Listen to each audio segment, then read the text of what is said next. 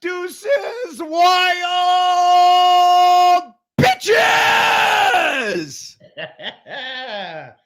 Intro number 648 by the Eric Byrnes.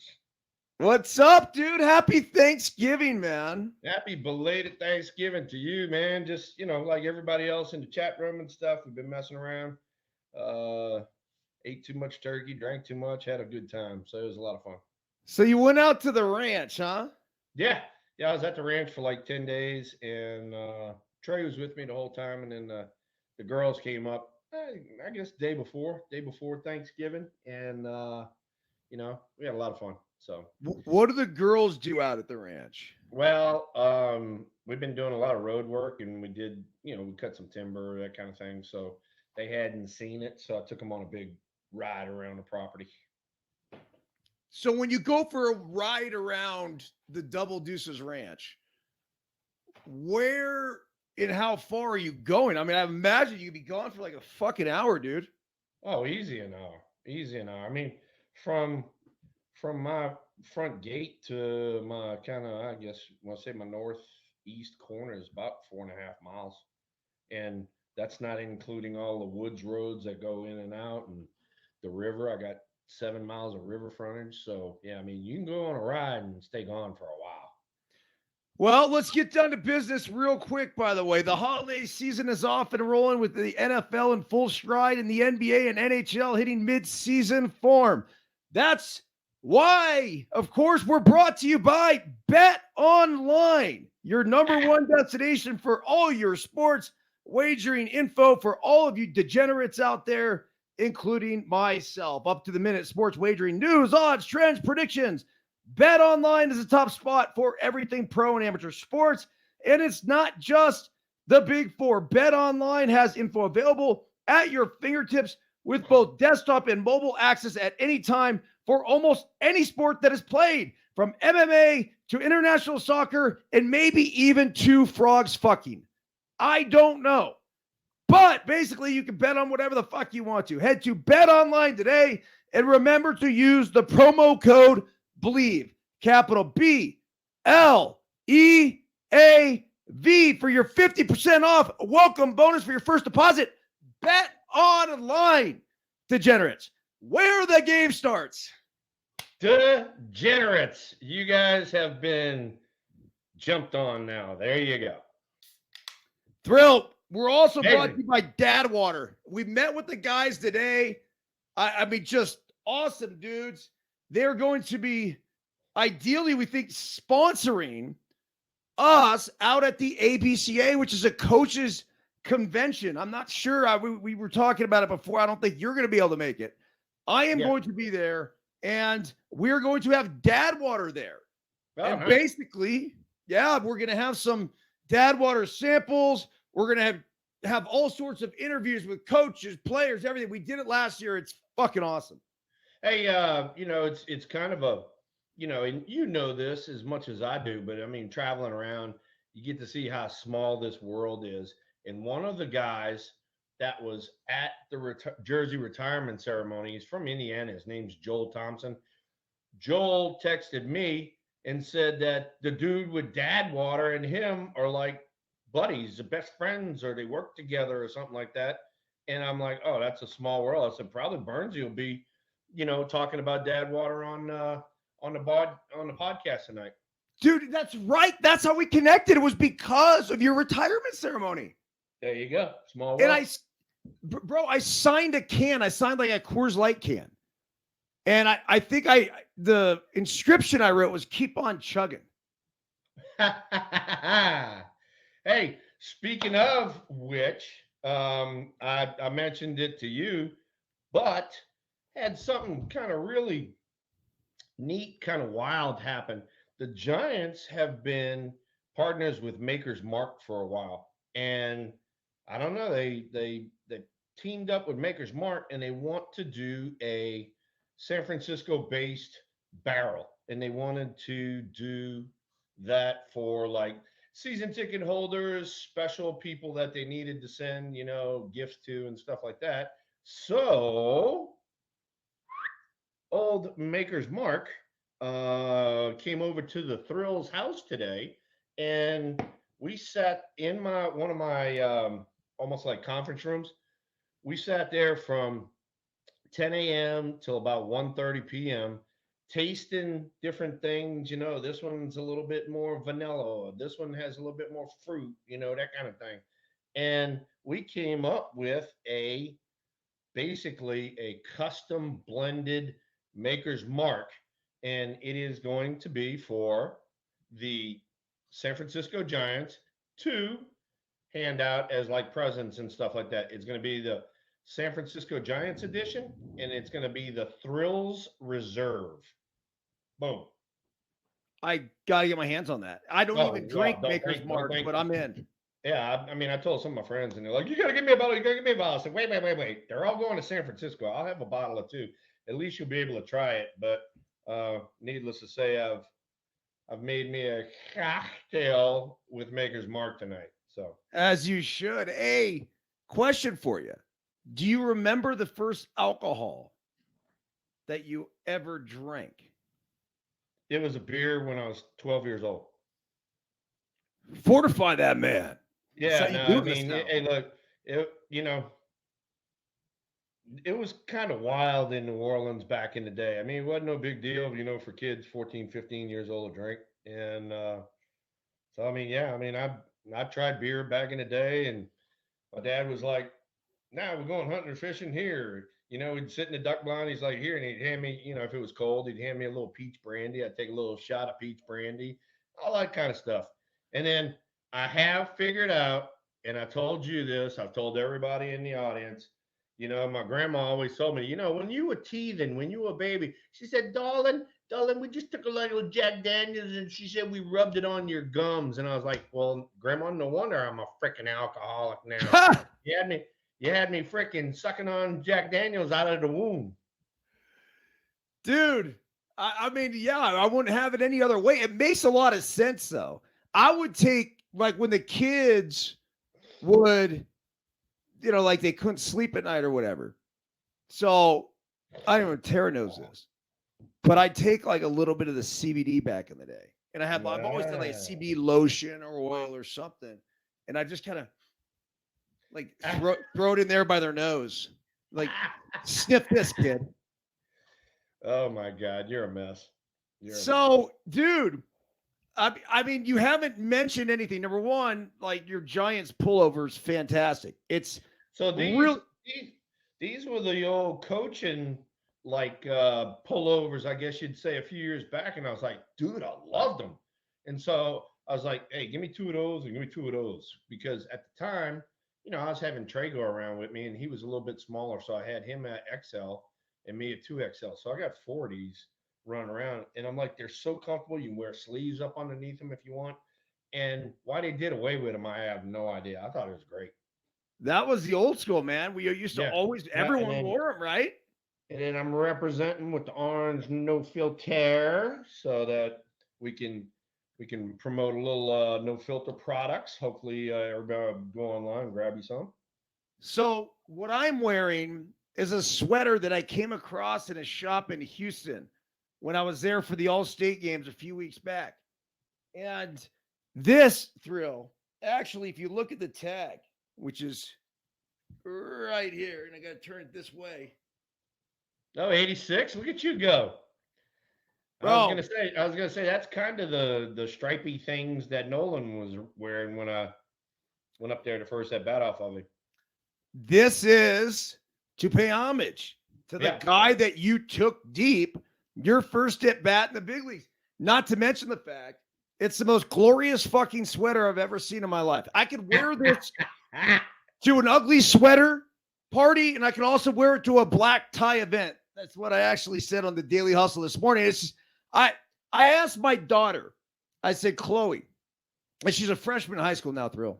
I said, how much for you to wear this sweater to school tomorrow? And she actually was just not that bad. She's like, I mean, I would just get grief for being an Astros fan, but other than that, I'd do it. Yeah. Yeah, no, I mean, if you look at the kids now, they come up with some shit and you're like, the hell is that you got on right there? So yeah, I think that, they'd kind of fit in wearing something like that. Okay, so the winter meetings are coming up, Thrill, and right here there's an article. It says the Giants could be the team to watch at the winter meetings. I'm going to give you a couple lines here. So the Giants nearly landed premier free agents Aaron Judge and Carlos Correa last offseason, but came up short. San Francisco is poised to once again be the most aggressive team for the top free agents this offseason. MLB insider John Paul Morosi reported that the Giants are prioritizing Shohei Ohtani or Yoshinobu Yamamoto above all other offseason options. Morosi added that the Giants are the team to watch at the winter meetings that begin in Nashville on Sunday. Thrill, your thoughts? So personally, I mean, and I'm just laying it out there. The Giants might go after Shohei, but I don't see them getting him. I mean, he's going to command a humongous price tag, and I don't know if our ownership group is going to want to do that. They owe Kapler another year in salary. They owe a few other guys a few years in salary. So I personally think that it would benefit the Giants to maybe pursue a guy like Bellinger. He like reinvented himself. He can play multiple positions, especially, center and first. We had some outfield issues last year. That goes without saying. But then you could kind of move guys around a little bit. I mean, if Bellinger plays first, Lamont Wade can go into the outfield. You can stick two lefties in the lineup at the same time, or vice versa. You have Wade play first and Bellinger in the outfield. You got two lefties in the lineup. So I think that would be a good thing. The other dude that you were talking about, what is he, Korean or something like that? Is that what he is? I don't know, man. I think he's Japanese Anyway, too. whoever one of them foreign, free agents that they've been talking about, I looked at his stats and they say he's got power, but he only had like 6 homers last year. So he didn't go out the yard that much. To me, he's one of those little Japanese contact type of hitters. And I think that, the Giants personally need some thump in the lineup. We need some guys that are going to drive in some runs. We haven't had that since Buster left. And speaking of which, because I'm sitting here looking at it on the other computer, is Matt Williams is going to be at third base. In this article right here, you guys can go check it out. He's talked about we are going to be strong defensively. We're especially on the infield. And I love Matt about that. I mean, he took pride in that every day. Went out there, he worked his ass off. He was one of the best third basemen that I've ever played with. And, we're going to have a much better infield defense and defense all the way around, which we need. Thrill, I think the players of the San Francisco Giants are in for a complete and total culture shock. Oh, they're gonna have their butts handed to them. All of this, that's okay. I'll get it tomorrow. That kind of attitude. No. That's not flying with Mr. Matt Williams and Mr. Bob Melvin. That's not the big Marine as we call Matt. That's not his forte. He's gonna have people out there working their asses off. The other guy that's gonna hold these kids accountable is Pat Burrell. Oh. Pat could be an asshole. There's no other way to put he can be a dick. And that's what, as you know, you've been a dick at times. I haven't always been the friendliest guy, but he is going to jump their shit if something's not right. If they're not making adjustments at the plate. The one thing I actually really like about the hire, and I've known Pat for a long time, man, since we were freshmen in high school, is that Pat cares immensely about the craft. And if you're out there and you're scuffling and you're not making adjustments, I promise you, he will jump your ass. So between the big Marine, Pat Burrell, and of course Bob Melvin steering the ship, Bob Melvin's going to get to be the nice guy because you're gonna have Pat, and then you're gonna have the big Marine. Who you got the these players are gonna be scared. You got the big Marine and you got the machine. You got both of them. Shit. A bunch of Ians in there. But Matt even said it. I'll read it for you anyway. He said, for me, the key to Oracle Park is the ability to catch it and the ability to pitch it. I think my job is to help us catch it. We'll certainly concentrate on that this winter, and we'll definitely concentrate that on spring training to be the best defensive club we can be and give the pitchers the chance to go deep in the games. So that just tells you right there. If Matt's saying that publicly, boys better strap it down. You better have a little chin strap because you're going to be working your ass off in spring training. It's coming. There's no question about it. So it says the Red Sox and Giants both appear to be prepared to go big for Yamamoto. Boston Globe reporter Alex Spire said Tuesday on MLB Network that he expects Boston to be particularly invested in the Yamamoto sweepstakes. Spire said he thinks the Red Sox will be aggressive in upgrading their rotation and cited Boston's successful signing of Japanese starter Daisuke Matsusaka in the 06-07 offseason as he modeled for their strategy. But there will, of course, be many teams looking to sign the Japanese star. One other club that surfaced in rumors Tuesday was the Giants. MLB Network. Okay. Yeah, I want to see his stats. Dude, I'm pretty sure he hits nukes, bro. Like nukes. So I don't think that's the same guy. Well, I mean, put it this way. Luker came on there. Thank you for doing that, by the way, Steven. Oh, no, never mind. Yeah, he came on there and said Yamamoto, but then he also said Jung-Ho Lee, and that's the guy that's from Korea. That's the guy that I was talking about. I don't know who this Yamamoto guy is. Yeah, bro, Yamamoto's a pitcher. It says there wasn't much of a mystery when Nippon Professional Baseball handed out its most valuable player awards on Tuesday night. That's because ace pitcher Yoshinobu Yamamoto found himself accepting the Pacific League MVP for the third straight year. That's a fucking pitcher, man. That's a big award to hand out to a pitcher. Hey, and not only that, would you say 3 years in a row? And that's for guys over there that are football and play.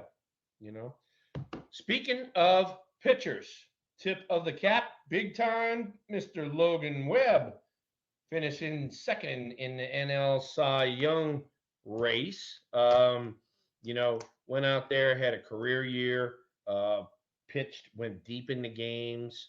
I think he might have led the NL in innings pitched. He was definitely our staff leader and great dude. I like some of the things he said late in the year where he called people out. I thought that was freaking awesome. And so big tip of the cap to Logan Webb. But if you sit there and you look at it in general, Blake Snell from the Padres won the Cy Young, and then Zach Gallen from the D-backs finished third. So now you got 1, 2, and 3 from the NL West. That just shows you what kind of talent is in the NL West right now. Yeah, it'll be interesting to see where Snell goes. That's a big arm on the market. Stephen Luker, we're live, we're interactive on nofilter.net, by the way. If you're listening on Apple or Spotify, do us a favor, by the way. Somehow, some way, I don't know if reviews have been going through, but the lack of reviews that I've seen on the Deuces Wild pod was just kind of head scratching. So if you guys could review it, hit the 5 stars, we'd greatly appreciate it. All this shit matters when we're trying to get this to the top of the list, as it should be. 70-29 Thrill with a 1.82 ERA in 897 innings, 922 strikeouts. I mean, that's insane, dude. Those are next level numbers.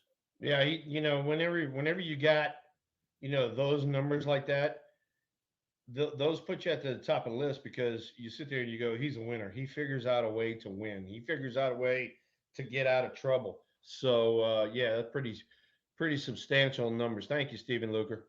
He was their ace, too, during the WBC.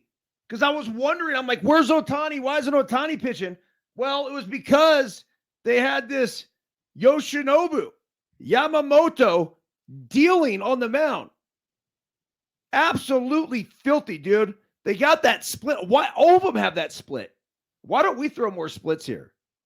Well, believe it or not, you gotta throw it like really. I guess you want to say technically well, because what you're doing is you're taking your fingers and you're splitting them as wide as they can go, and it's putting all kinds of pressure on the elbow. Because when you throw it, you're trying to freaking throw it. You're trying to get your fingers to bite like that so that the ball will come out and tumble out of your hand, and that puts a lot of strain right there. Roger Craig taught that to a lot of people. Mike Scott, he taught it to our whole pitching staff with the Giants and all that. Certain guys could throw it really well because they had like big hands, could spread their fingers. Other guys with small hands, they had problems with it. I threw a nasty fucking forkball, man. Like I was like this thing would drop off the tip. Well, you got the kind of like long skinny fingers, so it works for you. Question for you, Thrill. Yo. Did you ever pitch? I did in high school, and I sucked. I was the guy that couldn't find the plate, and all of a sudden strike out 3 dudes. So I was that was me. Dude, I hated it. That was the only reason why I hated it. If I threw strikes all the time, I would have loved pitching, but I just didn't throw enough strikes. And I don't remember, like literally, I remember my Little League career. I either walked a guy, struck out the guy, or hit the guy. And that was it. I gave up. Someone hit a line drive off me when I was 12. And I remember like walking over the kid and being like, yo, dude, I've never been hit like that. Like, that's awesome. Great swing. And I was complimenting him over at first base. He's like, yo, thanks, bro. And that was it. I don't think I gave up anything else, but I also probably gave up a fuck ton of runs because I was walking everybody, hitting everybody. It was tough, man. You know, here's something. And Steven just mentioned it in the chat room about, position players pitching. Our guys back in the day took that very personal. If a position player had to pitch, everybody down in that bullpen was like, fuck that. We didn't do our job, and we had to use one of our dudes out there, which he should not be out there. And, now it's like everybody laughs and giggles and they blow it off. Oh, position player's pitching. No, he's a pitching because you got your ass handed to you because the pitchers couldn't do their goddamn job. So for me personally, I don't like it at all. Cody Bellinger was a comeback player of the year. No. Wouldn't that be? What a good choice. Dude, what a good choice. I mean, you're talking about, somebody who was a rookie of the year. I mean, elite status in especially in our division, and then kind of fell off the face of the planet for like 2 years. Not until he was what the hell happened to him? And then he went over to Chicago and reinvented himself. He was an MVP in 2019. So wow, he had a great year when he first came up. Had a great year when he first came up, and then struggled for, I think it was the next couple. I have to go back and look, but then he was an MVP. It was 2019, 2020-ish. And then after that, struggled again, end up going to the Cubs, had a fantastic year. This is a kid, Thrill, that when he was 11 years old, he came over to my house in Arizona with his Little League World Series team, and I hosted a barbecue for him. And he was doing backflips into my fucking swimming pool, man. How crazy is that? Hey, look, that's what I said. That's exactly what I just got through saying. Look how small of a world it is. I mean, me knowing the same guys that with dad water and stuff like that. It's like you keep playing these out, and it happens on a regular basis. That's the thing. It happens on a regular basis. You bump into somebody like, oh my God, I can't believe you know that dude. Well, the big league culture is a small world because Clay Bellinger is how they got in contact with me. Clay was a longtime big leaguer. Clay is a firefighter out in Chandler. I mean, that's just, I love him. The mom, she's an absolute sweetheart. Love everything about the kid. And on top of that, he's just fucking good, man. And he might not come with the obvious, prowess or whatever you want to call it that Ohtani has, but he's going to cost you a whole shit ton less. And that's exactly what I'm telling you. That's exactly what I'm telling you. There's a chance he could fucking go out there and have a better year than Ohtani offensively. Ohtani's not pitching next year, dude. He can't. Dude, he had Tommy John. I mean, and he's gonna have to work his ass off in order to get his freaking hack back too, because you got to get that extension and all that sort of shit too. So he's got some work coming up for him. But hey, another thing too, while we're working on some different things, this one, I don't know, it's just me and how it popped into my brain, but I'm like, I started thinking, I'm like, oh shit, spring training's a lot earlier this year. I mean, if you look at our schedule right now, all right, first game in spring training is Saturday, February 24th. There were sometimes I reported on February 24th. Now the first game's on the 24th. The last game in spring training is in Arizona is Saturday, March 23rd. So now, then they swing it around. Hang on, let me get to this one. They swing it around. Come on, yes. Oh my God. Then they swing it around and they got a 2-game home and home series against Oakland. And then we do the stupid stuff again. Here we go doing the stupid stuff. We open with San Diego at home. Then we get Washington. Why we get an East Coast team, I don't know. Then the first road trip of the year is to Tampa Bay. Why in the freaking first 6 or 7 games are we going to play an American League team? I do not get it. Don't get it. Well, at least you're not going back to New York or Boston, Right. Pittsburgh. That time of year back there can be fucking cold, man. Yeah. Oh, right. Like that's the thing. Philadelphia, Yeah. they could have some real. And then if you've noticed the weather patterns, and if anybody is taking notice of this shit, including the schedulers of Major League Baseball, they should be pushing it the other way, dude. I'm serious. It's been such a mild early start to the season, but we've been getting into March and everything else out here in Lake Tahoe, and we're having our biggest snow months, man. Yep. And that's, I don't get it. And then, I got the schedule pulled up. I'm looking at that again. We got 1, 2, 3. We either got 3 or 4 more Friday nights off. I mean, when did you ever get a Friday night off in the big leagues? Never. Never. You're talking about Friday, Saturday, Sunday, your big TV days. So how do you get Friday off? That's a revenue killer for you. What's going on with this sport? That's asinine. It doesn't make any sense at all. Just for the pure fact, like a Friday for a kid, they get done with the school week. They get to go to school, or excuse me, they get to go to the ballpark. Yeah. Right? Yeah. I mean, you would think, these guys been going to school all week. The first thing they'd tell them, mom and dad, I want to go yard. I want to go see the game. And then you have a Friday night off. We had 4 of them last year. We had 2 of them in the first month of the season. I'm like, you gotta be shitting me. Thrill. So I talked about this morning on the Daily Hustle.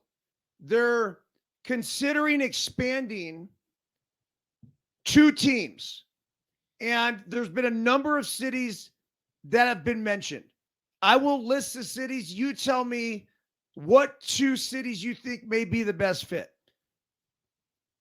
Montreal, Charlotte, Nashville, Salt Lake City, Sacramento, and Mexico City was on that list as well. I'm going to tell you right now, Charlotte is leading by far. I mean, that whole area of the country, the Carolinas and all that, there's so much craziness going on baseball with college, NASCAR's over there. There's a boatload of stuff over there. So I think Charlotte would definitely be number 1. Joe Manuele, I love you to death, but Montreal did not support really well up there unless the Expos were winning. If the Expos were winning, they had decent crowds, but if they were kind of middle of the road, dude, there was like 2,000 sitting in the stands. Um, Nashville is pretty interesting. Yeah. It's kind of center part of the country. Uh, I know that Nashville is growing big time. Uh, Lexington, Kentucky's not too far from there, so they can draw from around there.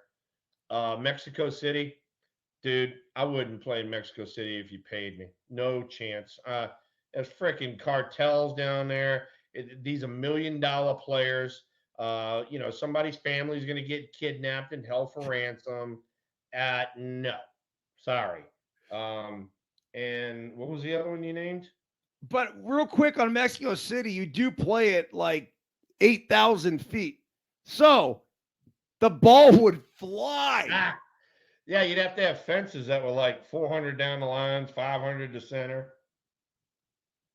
A lot of people chiming in here. Luker likes Salt Lake City or Sacramento. Sacramento would be an interesting one, especially after the Oakland A's. Here is the problem with Sacramento, and I'm just laying it out there. The San Francisco Giants will not give up that fan base. No chance on the face of the planet. All right. That's the reason why our AAA team is now in Sacramento, is because they've been wanting it for years and years, and the A's had it, and they were wanting it for years and years because they wanted to drag fans from the Sacramento area. They have to go through Major League Baseball has to go through the Giants, and Giants will not allow that. They won't allow anybody in San Jose either. Same exact thing. So Sacramento, I can tell you this, is a no-go. No chance that's going to happen.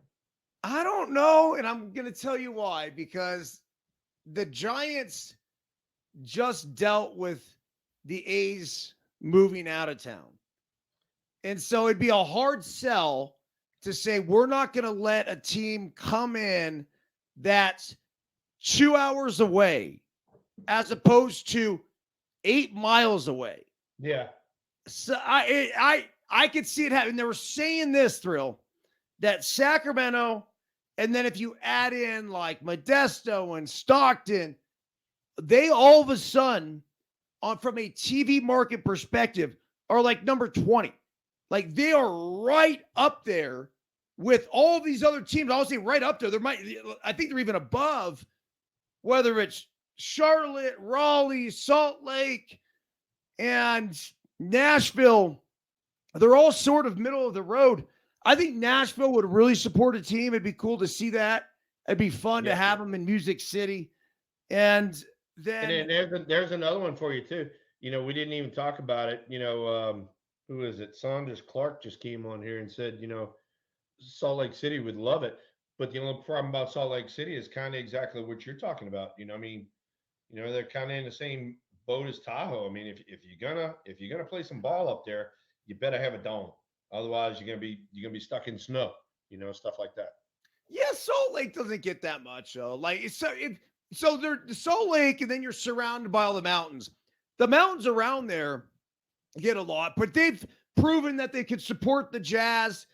I think, some sort of retractable roof stadium. Obviously, in April, it could get really cold in Salt Lake. Another city that they brought up, and by the way, the Mormons are the greatest people in the world. Just such nice people. They're going to show up in droves. You go to Salt Lake, you better get the Mormon church on your side, though. That's for sure. Yeah, I can tell you one thing. You show up in Salt Lake, you got to give the old Dale Murphy a freaking attaboy. Big Mormon. Is Dale Murphy a Mormon? Dale Murphy's a Mormon. Should be in the Hall of Fame. I can't believe he ain't. So, well, you and Dale Murphy are two guys they talk about all the time that should be in the Hall that aren't there. For sure. Oh, by the way, my son Trey, just like Steven Luker, said that he sent me this. It was a new logo, believe it or not, saying that when the A's go to Vegas, that an independent team called the Oakland Ballers are going to take over and represent the city of Oakland. So they'll have an independent team there. Absolutely, Thrill. And here's the thing about it. I think they're going to play in like the Pioneer League or the Frontier League or something. But the play for the Oakland Ballers is, and I've already offered my services at no cost. I will go in there and I'll teach these boys banana ball. We will get rolling. Oh, dude, that'd be great. That'd be great. People would love to see that. They'd love to see that. It's fucking Oakland through and through, man. Like, Oakland's got an edge to it. It's known. It's the hip hop culture. There's a thing about the city that's just got the flavor, man. And so, could you imagine putting together a team called the Oakland Ballers that is playing in a banana ball league? I'm in. I am in. I like that. I like it. That's awesome. Hey, look, that's the thing. I mean, Jesus Christ, and I mean, I still can't believe it, but you look at the Oakland A's history, and you look at the guys that came through there. The Reggie Jackson, the Gene Tennis, Raleigh Fingers, Ricky Henderson. Yeah, I mean, just keep freaking throwing the names out there. Not only the Hall of Famers, but then the World Series championships, how great teams they had. I mean, you can keep throwing. I mean, just keep going. Sal Bando, Catfish Hunter, on and on and on. And to see that team wind up where it's at right now because of this stupid-ass analytical Moneyball bullshit, instead of going out there and keeping the freaking players that were good players. How can you get rid of a freaking Matt Olson, or Matt Chapman and Olson guy? Oh. Look what he did in Atlanta. I mean, he freaking went off in Atlanta this year. And it's like, come on, this getting rid of their prospects and not keeping them in the organization and all that. It really pisses me off when I think about it, and people start talking about Moneyball and what's his name, Bean over there and all. He's not no freaking rocket scientist. He's a backstabber is what he is. Yeah, look, man, I've known Billy for a long time. I know everyone within that organization, or still a lot of the people that are there. They've tried things a certain way. I do think there's an element of success that they've been able to have because of the system that they run. But ultimately, it's about putting together the right team, the best team, and that comes by keeping your dudes. And so what was heartbreaking was being there in 2000 and then watching Jason Giambi go to the New York Yankees. Yeah. And then in 2001, it was 2002, I believe, Miguel Tejada was the MVP, and then he ends up going to the Baltimore Orioles. And it's like, look, man, if you had kept Tejada and Giambi around, could you imagine? Dude, I swear to you, we were going to win a fucking World Series. Hudson, Mulder, Zito, as soon as they were free agents, gone. So it's just, we had something special. I got a lot of respect for all those guys. I could not have asked for a better place to come up. Keith Littman. Jeez. I mean, there's so many. He was a director of minor league operations, a guy that really helped my development. Dave Hudgens, hitting coach, it was so influential. Ron Plaza, a fucking legend of the game, Cincinnati Reds, Big Red Machine, third base coach, taught me so much. So there's a lot of great about Oakland and about the organization. And I think there's things that we can look back on now and say, hey, man, you could have done this, you could have done that. It's here nor there. The one sad thing is, though, Thrill, and there's the only thing fans fucking care about right now is that they're gone. And whether that's the A's fault or the city of Oakland's fault, I have no idea. But they're fucking gone. And then, believe it or not, my buddy Josh is on here, and I've told you the Ricky Gone story. The A's gone, baby. They gone. Yeah, dude. I mean, do you have anything else on Ricky Henderson? Tell me any experiences that you've had with him. So let's rehash the one Ricky Gone when he was on first base, right? Yeah, the Ricky Gone he was in spring training. He was on first base, and he wanted to steal, and Tony La Russa put the hold sign on because he wanted, McGuire and Canseco to hit. And you could just see Ricky was getting pissed over there. And I was egging him on. Ricky, you need to run. That's bullshit. Ricky, you need to run. What the hell is he doing with you? Ricky, run.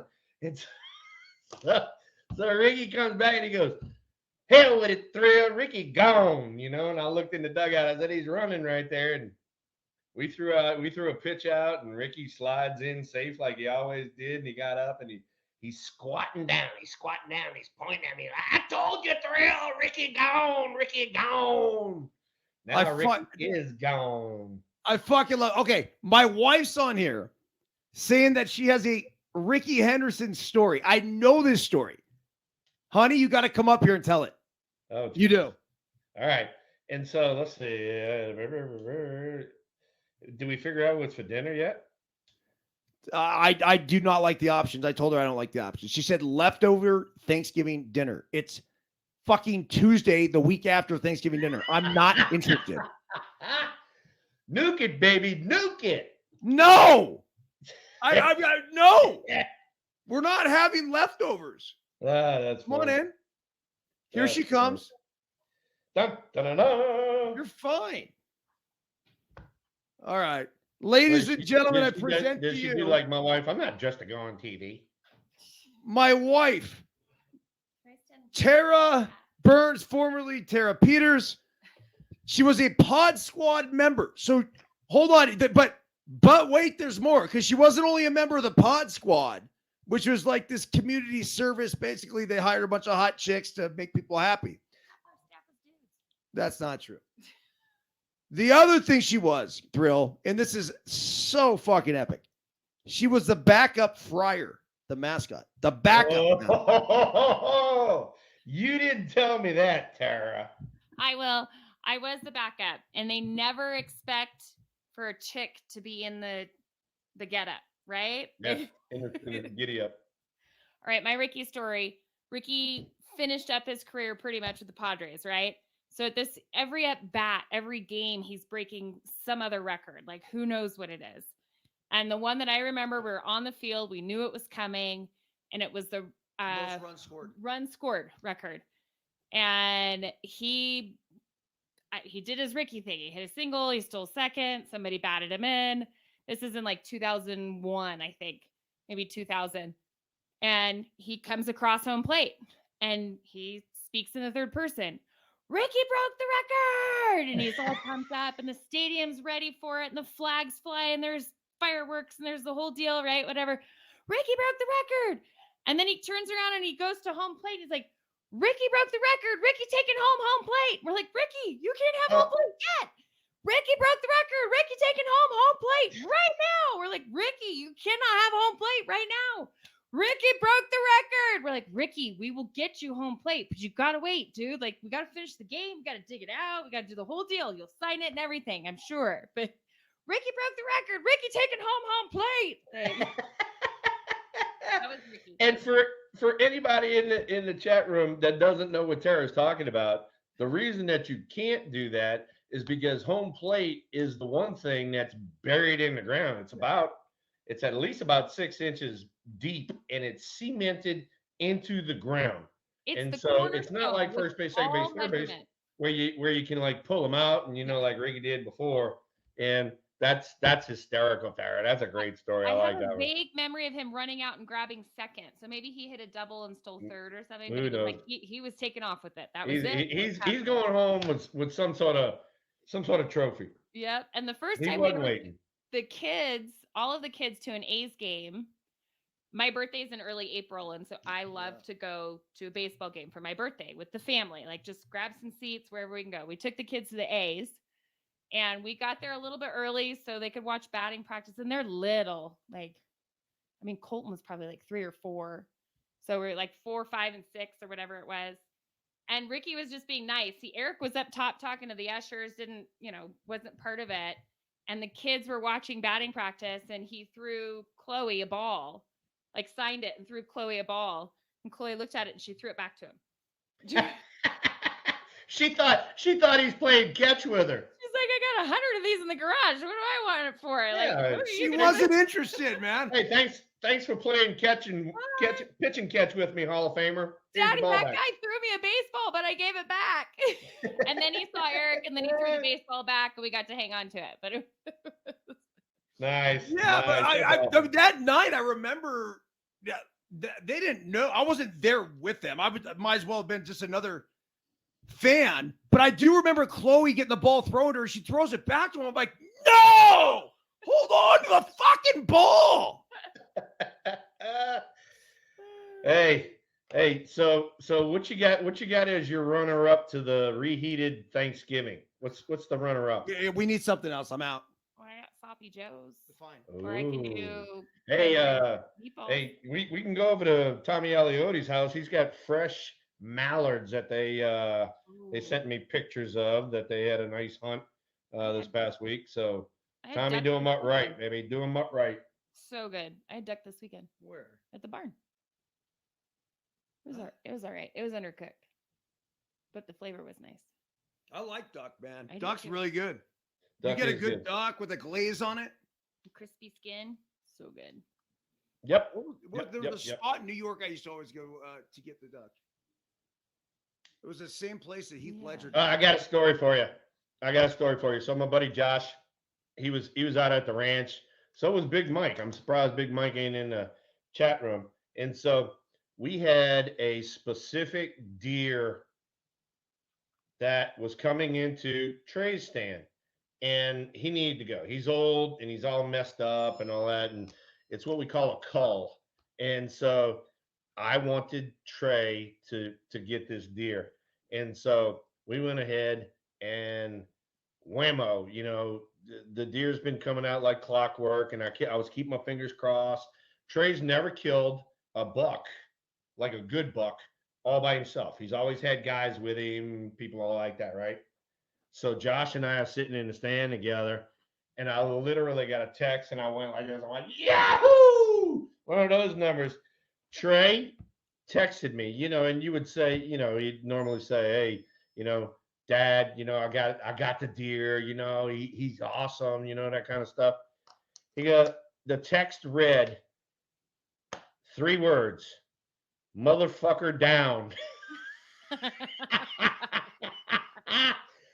So now Josh and Tommy Luke is in the chat room and all that, right? So now they're like, oh, you have got to get us t-shirts. And the t-shirts, we're just going to have MFD on it. That's all it's going to have, MFD. Nobody's going to know what it is other than whoever's at the ranch. So that's what I'm in the process of doing right now, is getting MFD shirts for everybody. So that's the perfect Christmas card. I see it now. Yeah. Right? Yep. Be awesome. But anyway, so we got off the Ricky train. You got any good stories on anybody else, EB?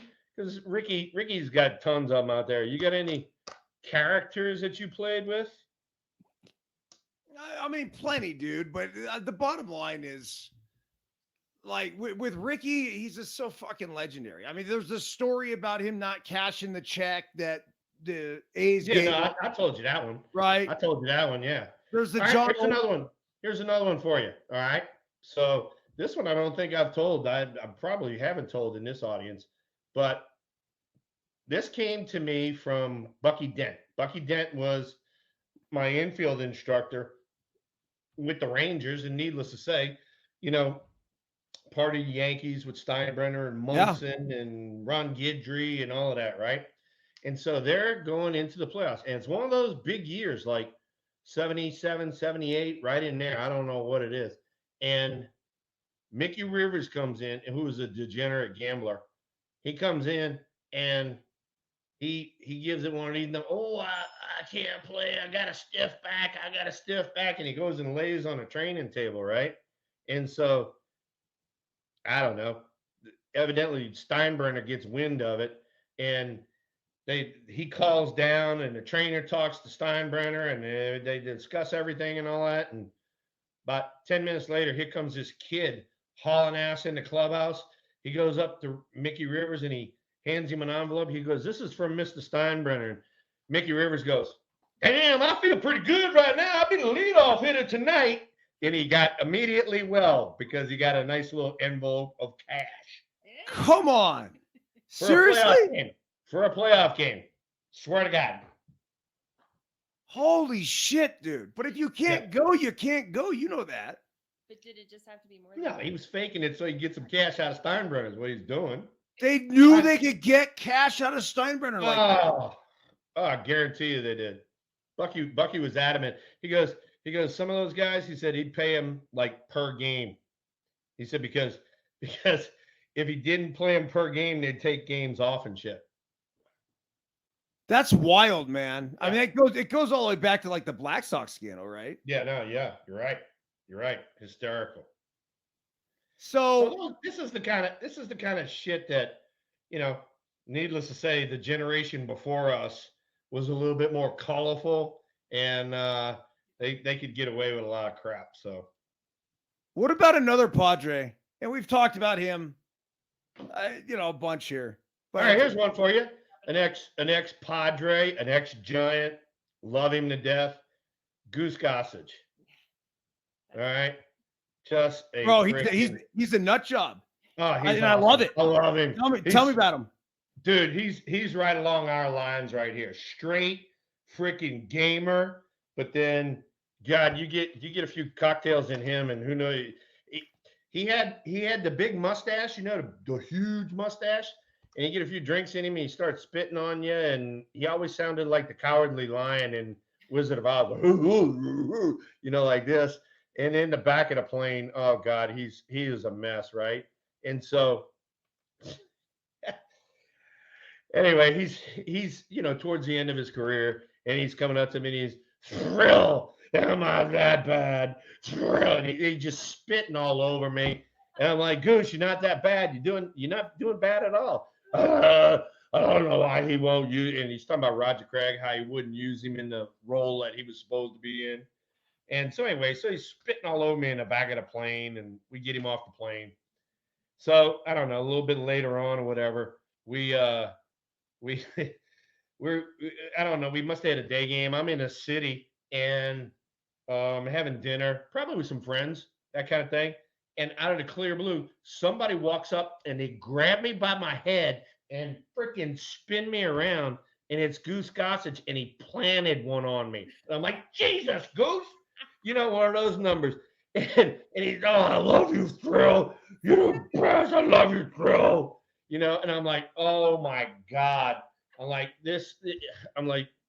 my friends are like, what the hell's going on? I'm like, he's my partner. Chill out.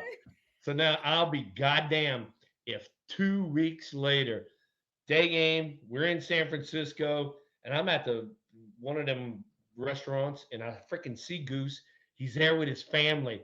I did the same thing. I walked up behind him, spun him around, and freaking just one on him. And his wife didn't know who I was, right? Because I've never met her before. And I go, Goose, that was the best time I ever had with anybody last night.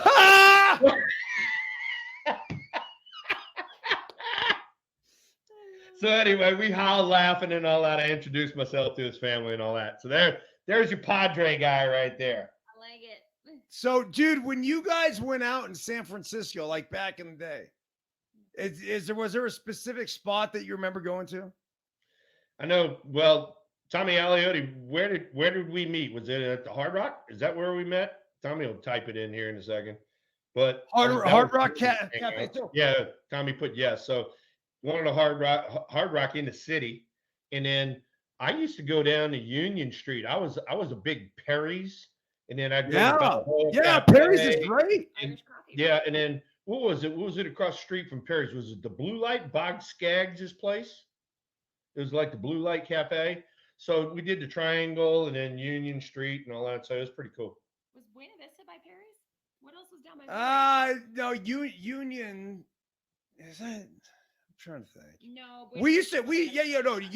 But Union's down. That was it. That was that same area that we used to hang out at. It was down by the marina. I used to go to La Barca. This guy Vance. Yeah.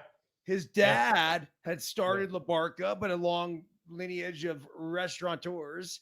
And I used to go hang out with Vance, and then we go next door to Masaki, and they had a stranglehold on every hot chick in the city worked at Masaki. It was a guarantee. That was it. They were all there. They were there, baby. Well, and then that's when Zito dated Effie. Yes. So, yeah. Anyway, that's a life in the past. But it was a great city, man. It really was. Zito lived in the city. That was kind of, that was kind of in the city, right? And so, you'd have to pick your spots. You and I talked about it because playing at the Stick, and then Josh and those guys and all the roommates and all that, we all lived down the peninsula.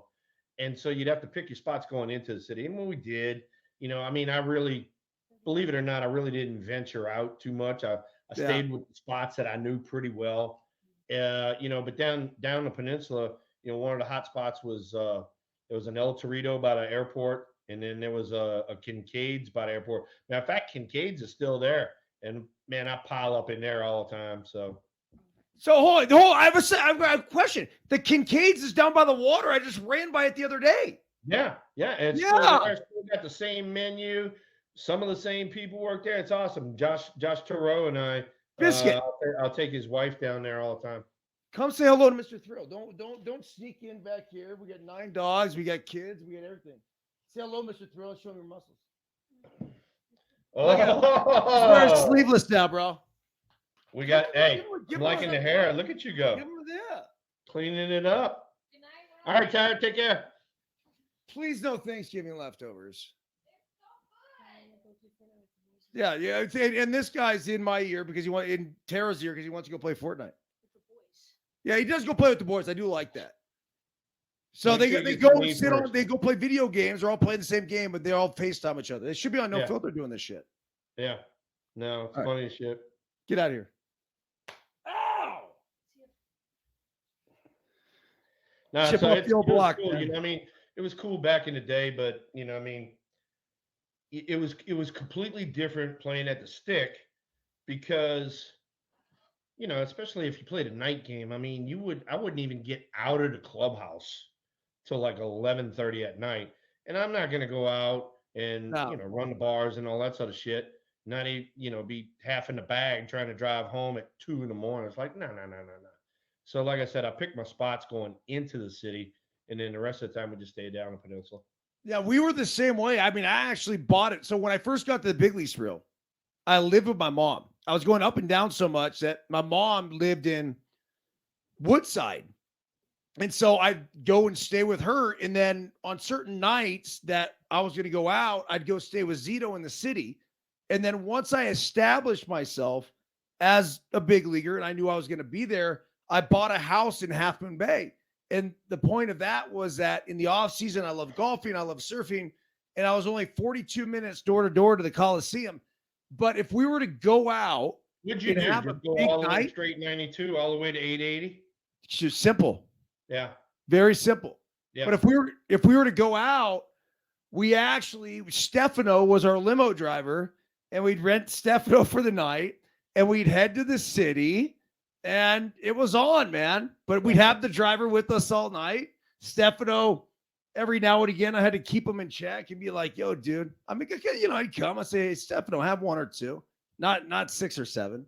So it was good though. Good times. Hey, you know what? I really enjoyed it. I think we kind of talked about it, believe it or not. I enjoyed going over to Half Moon Bay because I enjoyed that drive 92, going up through the hills and then bailing out right there by the ocean. I always loved it. The Christmas tree farm was over there and did a pumpkin patch over there. And it was cool. And then Kruko, believe it or not, Kruko and his wife Jennifer, Josh knows this, but they were big Bella Vista fans. Oh, yeah. Remember we talked about that with the abalone and all that? Dude, he brought me in there a few times. I was like, oh, this is game on right here. Dude, so at the Bella Vista, I took my high school girlfriend there, Lindsay Korfman, who married Richard Terry Lloyd, who's like a good buddy of mine now. We communicate every day on our commitment text. We send each other a bunch of motivational stuff. But the big thing there was the steak Diane. I'd order the steak Diane and the souffle. Yeah. Yeah, they were trying to talk me into getting that steak Diane a few times. I'm like, dude, we came all this way for abalone. I'm getting abalone. I don't get it. I don't get abalone in Louisiana. I said, I'm getting that. But they always, him and Jennifer always tried to get the steak Diane and split it and all that sort of stuff. Dude, I mean, what an experience, though, huh? Was that pretty cool? Dude, awesome. Awesome. And, you know, I mean, for a guy, you know, from Louisiana, there was so many things about going over there. And you know this because, you know, you live over there and you spend a lot of time over there. But like when you went south, like you got on one and you went south like you're going towards San Jose and you start seeing the artichokes. Dude, I thought I was on some alien planet or something like that. I've never seen a fucking plant like this in my life. And it's all these like prickly pear looking things and a freaking, you know, an artichoke sitting on top of it. And I'm like, oh, this is freaking weird right here. I thought that shit was neat. So you guys don't have artichokes in the South? Oh, hell no. Really? No artichokes, no asparagus, none of that. Y'all grow all that stuff. We got rice, cotton, soybeans, and then whatever people plant in their garden. Does your pea smell when you eat asparagus? 70% of people's pea smell. Like I could take one bite and then immediately go, yeah, and it's like I ate a bunch of them. Yeah, me too. It's awful. Yeah. Awful. I actually do it now because, I mean, obviously a little bit older, and I like this. I get weird shit. Like, let me smell that shit. All right. Yeah. Okay. I think the smells don't bother me much as much anymore as they used to. But I never ate in my 20s or 30s because I was like, oh, dude, like I was felt like I was gonna throw up, and then I got in my 40s. I'm like, yeah, I kind of like this. All right, so here's one. I mean, I'm a veggie fan. I've always loved veggies. Matter of fact, there's probably none that I haven't eaten, and I like them all. But like my dad grew up hunting and fishing down here in Louisiana, and until he got in his 20s, didn't like oysters. And everywhere we went had oysters. All right, me personally, growing up, love ketchup, love spaghetti sauce, love all of that. Eat a tomato? No. Now I love freaking tomatoes. It's amazing how, you know, your palate changes. I went to Mississippi State, and when I got there in the student union, you could pay something silly like $1.25, something like that for lunch, and you could get unlimited vegetable bar. And they grew all of the shit there at Mississippi State. It was completely fresh. And it's like, oh my God, this is unbelievable. And so, you know, my wife Lisa never was a seafood outdoor fan, nothing like that. She grew up in the Midwest. Now, like lobster, crabs, shrimp. Oh my God, you can't not keep her away from it. I've heard that your palate's changed like every 3 months. It might be 6, but I used to hate tomatoes too. Like the worst thing in the world, like awful. And then all of a sudden I'm like, damn, man, like the tomatoes. Yep. Seafood, same way. Oysters. There's something about that oyster going down. It's just, slithery. I still haven't gotten super into the oyster. Yeah, but the thing is, it's not a taste. And a lot of people are in that same boat with you. It's not a taste, it's a texture. Texture. It's like a lot of other people. They don't like certain things, and it's not the taste, it's the texture. Whatever the texture is, they can't stand it. Okay. Thrill, it's 7:10. Let's go for like let's go till 7:20, man. And can I have Sounds good. Is that cool? I got these cards in front of me. Fire away. And I just want to hit a couple of these guys just in case we pull out a gem of a story from them. Now, these are the ones I'm pretty sure I opened last time. So I'm going to rip open a brand new pack of 1987 Topps. Everybody's favorite. Here it is. There's the pack. Here's the 30. Well, the last one you opened, remember, I was the first card in there and you went crazy. Bro, this is the last one to open. Yeah, that's what I'm saying. You're still sitting here on the desk. So look at this. Here's a gum. I mean, it is just. What's it in? 40 pieces? Oh, yeah. 40 pieces. Don't eat it. For the sake of the program. If you're going to eat that, then eat the leftover turkey stuff. Listen to that shit.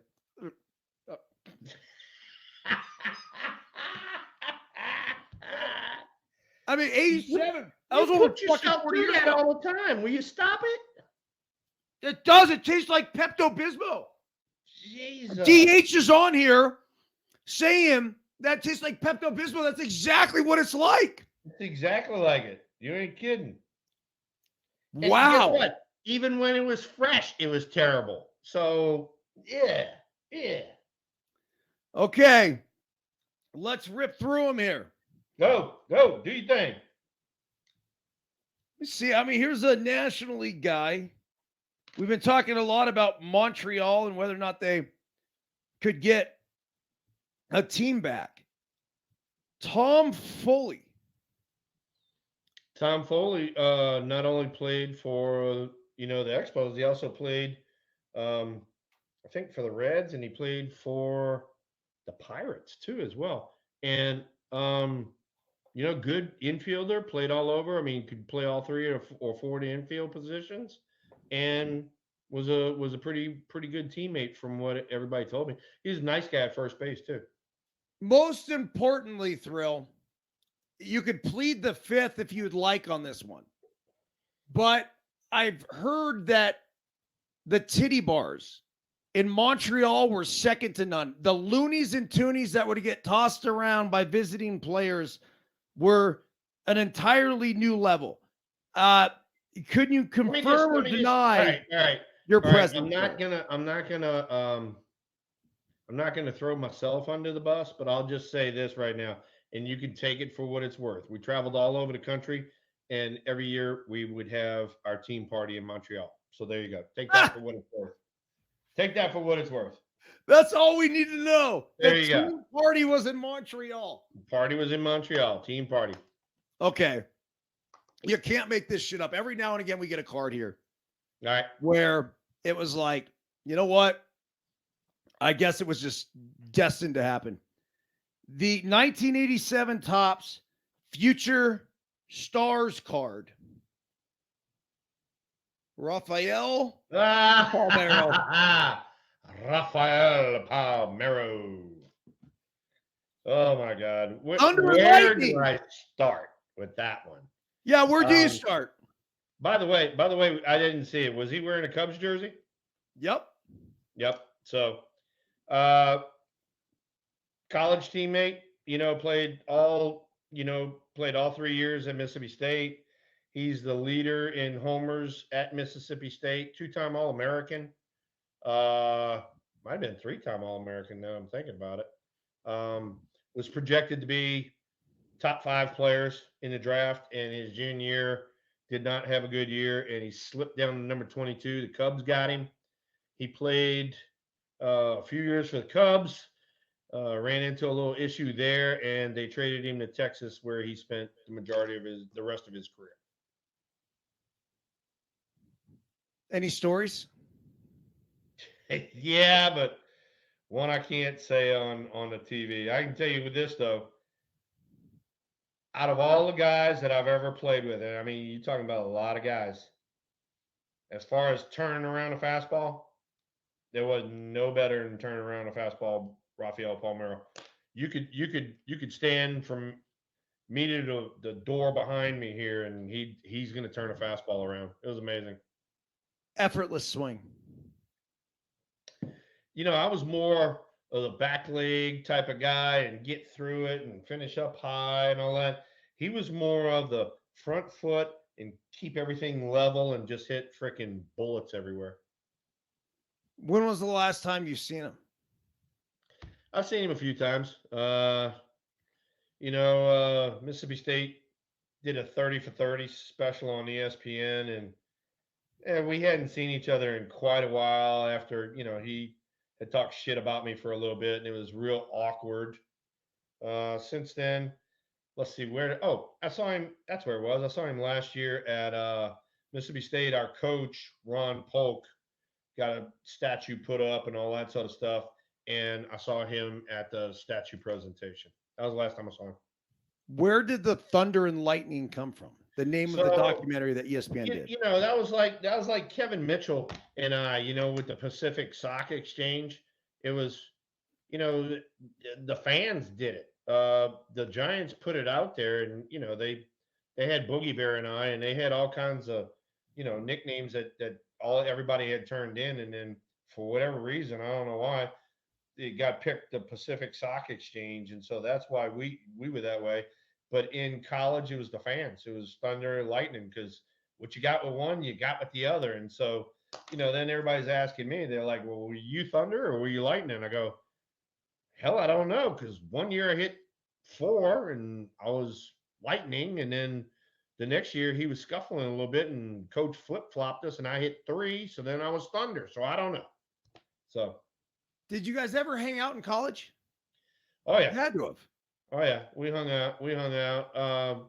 But not the way we should have. Let's just say that. I would call a team meeting and 24 guys would show up. One guy would be missing. I'm like, Rafi, dude, man, come be one of the guys. Come have some beers with the boys and all that. And he always had an excuse. So that could have been a lot better. Were you guys the same year? Yep. Yep. We came in freshman year. He started as a freshman. I did not start till 2/3 of the way through the season, my freshman year. But you got drafted before him. Yeah, because he don't get me wrong. Don't get me wrong. He started out like a house on fire, but he kind of bottomed out, whereas I was going the other way. I was going up. Okay. 2 more for you. Fire. Phil Necro. Oh God. Oh God. I mean, he looks like he's 7 years old in this fucking picture, man. This is 1987. All I can tell you is one of the funniest things I've ever seen on TV was when they went out to the mound, because he was cutting it up and all that. When they went out to the mound and he like reached in his back pockets and he pulled his back pockets out and he had a emery board or whatever, and he chunked it. I remember all the umpires standing around. One of them goes like this, and he walks over and he picks up the emery board, and Phil got the old heave ho and all that sort of stuff. But I can tell you one thing right now, God Almighty. I faced a bunch of knuckleballers. There was nobody made a knuckleball move like that. Nobody. Dude, so he passed away December 26, 2020. His nickname was Nuxky. Nuxy. And he was a broadcaster for a while, too. 5-time All-Star, 5-time Gold Glove, Roberto Clemente Award winner, 2x NL wins leader, MLB ERA leader, NL strikeout leader, Atlanta Braves number 35 retired, Braves Hall of Fame, National Baseball Hall of Fame. Holy shit, man. Wait. Go back. He was a ERA leader? Is that what you said? Oh, yeah, 1967. Jesus Christ. I didn't know that. I knew all the rest of this shit, but I didn't know he was an ERA leader. Wow. You got to look at this picture, though. I mean, here he is. That's just fucking epic. And he still could have been pitching at this point. Hey, dude, all I know is you can get Biscuit out there right now, and Biscuit would throw it harder than him. But of course, if I could tell you what that motherfucker looked like coming in there, I mean, it would start at your head and it would break towards you, then it'd break away from you, and then it'd break down. It's like, Jesus Christ Almighty, how the hell am I going to hit this thing? Okay, the last one here. This guy, I had a long drive contest with him in the Dominican Republic, but he's a badass, man. And this guy, you talk about some skills, he definitely had them. Jesse Barfield. Oh my God, yes. Jesse. All right, so I'll put these two guys together, Jesse Barfield and George Bell, because they both played for Toronto. They were part of a really good offense that Toronto had over there. And just studs. Either George or Jesse were all-stars every year, every other year, or whatever. And not only did Jesse play for Toronto, he went over to New York. He was a big deal in New York, and he's He's even in on some of the freaking Seinfeld episodes. So Jesse's a good dude. I like him. Bro, so his kid, Josh played. I played against his kid, and it was actually George Bell I had the long drive contest with in the Dominican Republic because George Bell was Dominican. Jesse Barfield was not. But he did thrill in 1986.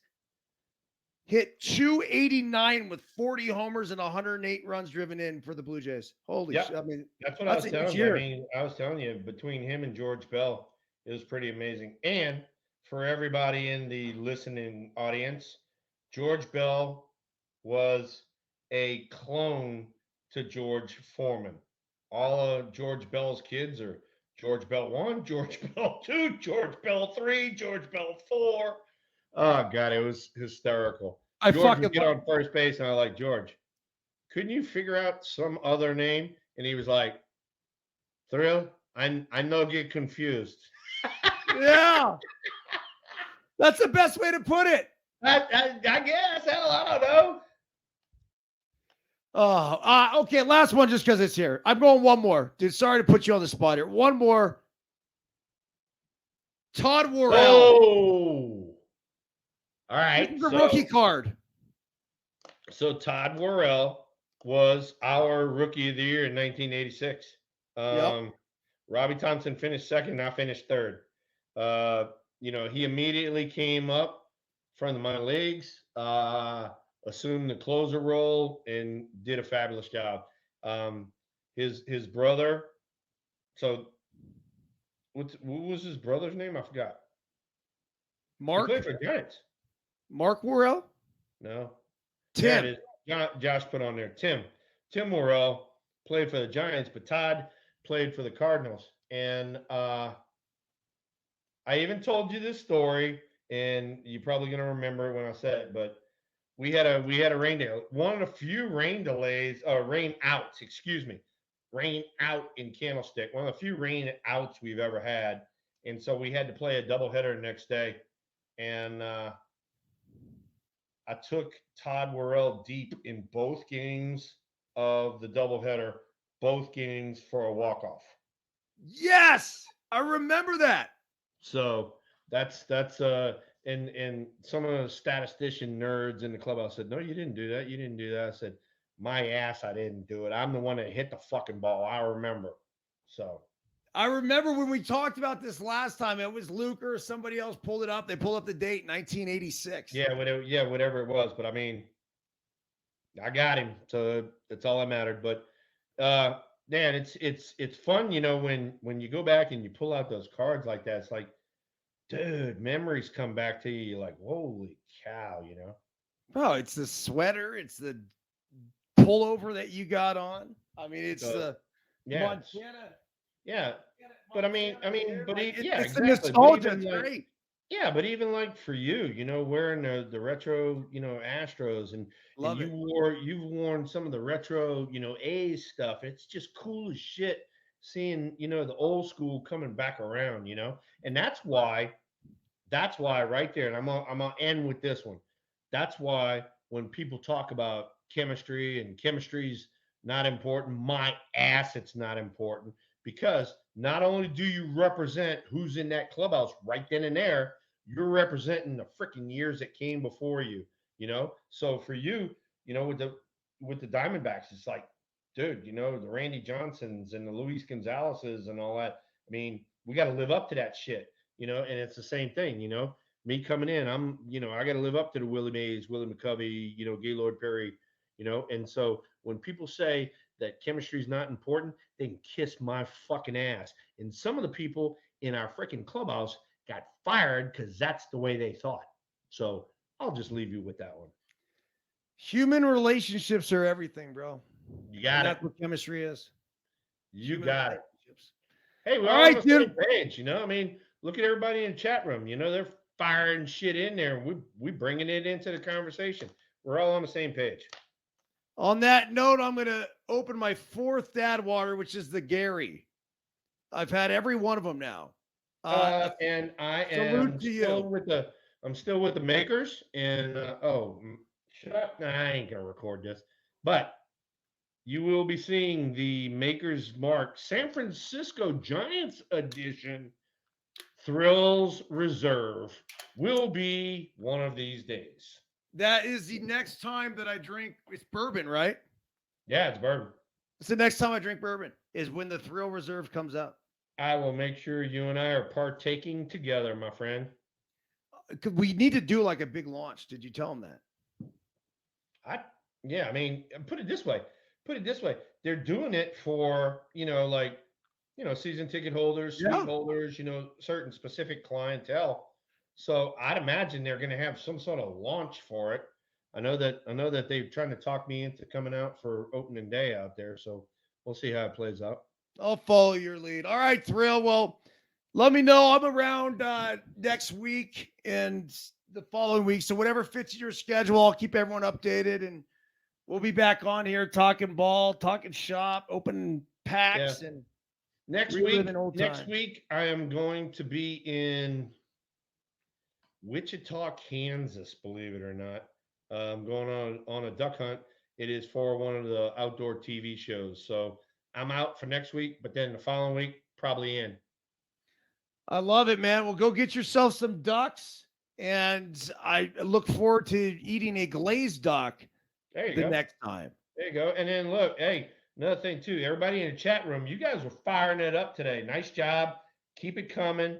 And then Byrnes, was talking about, go on Spotify, Apple, whatever, and then give us the old thumbs up, 5 stars. Fuck yeah. Yeah. Get us up top, man. Otherwise, I'll have to stick the freaking equalizer on you. I'll have to stick Denzel Washington on you. We need to get to number 1. We need to stay at number 1. That's our goal. Got it. All right, Thrill. Have a great week, man. Everyone else, the Daily Hustle tomorrow, 8 a.m. Pacific time, nofilter.net. Yes, Pete, it is a Belding show. What's a Belding show? Put that in there. Hey, on that note, I love you, miss you. Tara's awesome as usual. She got great stories. And Ricky, take it home plate. See ya!